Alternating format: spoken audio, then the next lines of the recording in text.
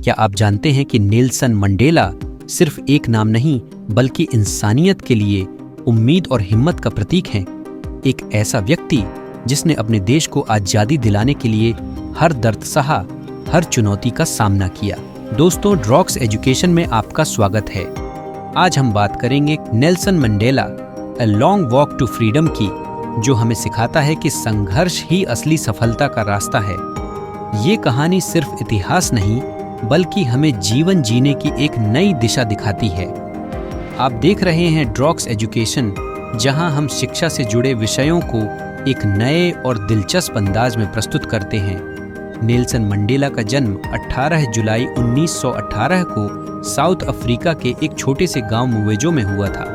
एक गरीब परिवार में जन्मे मंडेला का असली नाम रोलिहलाहला था, लेकिन उनका असली संघर्ष तब शुरू हुआ जब उन्होंने अपनी आंखों के सामने देखा कि कैसे अपार्थाइड ने साउथ अफ्रीका में काले और गोरे लोगों के बीच एक बहुत बड़ा भेदभाव खड़ा कर दिया। अपार्थाइड यानी वो नीति जिसमें काले लोगों को बुनियादी अधिकारों से वंचित कर दिया जाता था, उन्हें दूसरे दर्जे का नागरिक माना जाता था और हर जगह उनके साथ भेदभाव किया जाता था, चाहे स्कूल हो, काम हो या अस्पताल, और यही उनकी प्रेरणा का कारण बना। मंडेला ने अपनी शुरुआती शिक्षा मिशनरी स्कूल में प्राप्त की, जहां से उन्होंने गोरे और काले लोगों के बीच भेदभाव को और गहराई से समझा। उन्होंने अपने उच्च शिक्षा के लिए फोर्ट हेयर यूनिवर्सिटी दाखिला लिया। वहां उन्होंने कानून की पढ़ाई की। 1940 के दशक में वो अफ्रीकन नेशनल कांग्रेस (एनसी) से जुड़े, जो उस समय साउथ अफ्रीका के लोगों के अधिकारों की रक्षा करने का सबसे बड़ा संगठन था।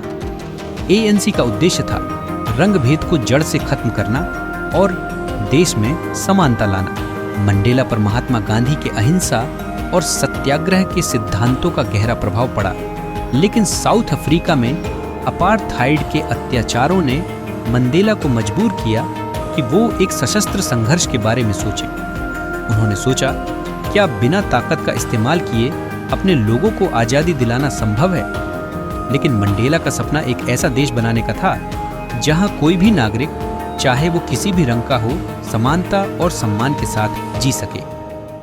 नेल्सन मंडेला और उनके साथियों ने अपार्थाइड के खिलाफ आवाज उठाने के लिए कई शांतिपूर्ण आंदोलनों का नेतृत्व किया, लेकिन साउथ अफ्रीकन सरकार ने उन्हें हिंसा और गिरफ्तारी से दबाने की कोशिश की।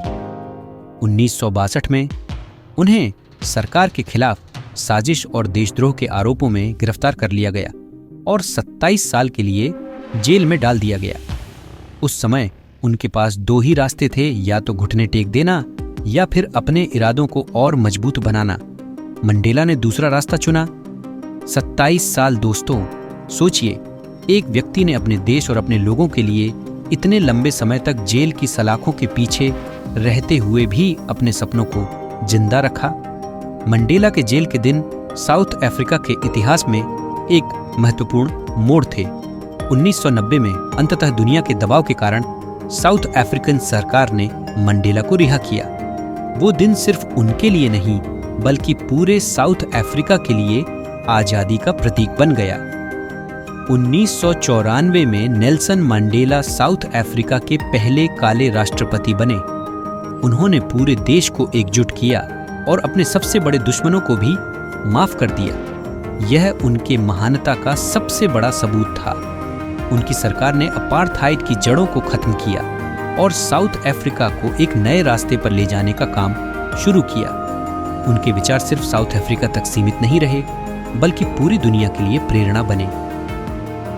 नेल्सन मंडेला की कहानी हमें सिखाती है कि चाहे कितनी भी बड़ी मुश्किलें क्यों न हों, अगर इरादे मजबूत हों तो कुछ भी असंभव नहीं है। A long walk to freedom सिर्फ उनकी जिंदगी का सफर नहीं बल्कि हर उस व्यक्ति की यात्रा है जो अपने हक के लिए लड़। मंडेला ने कभी हार नहीं मानी और यही उनकी सबसे बड़ी ताकत थी।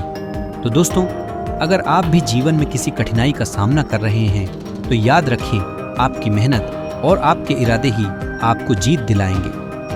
अगर आपको हमारी आज की कहानी से कुछ प्रेरणा मिली है तो ड्रॉक्स एजुकेशन को सब्सक्राइब करना मत भूलिए। याद रखिए, आजादी का सफर लंबा होता है, लेकिन अगर दिल में हिम्मत और इरादे हों तो दुनिया की कोई ताकत आपको रोक नहीं सकती।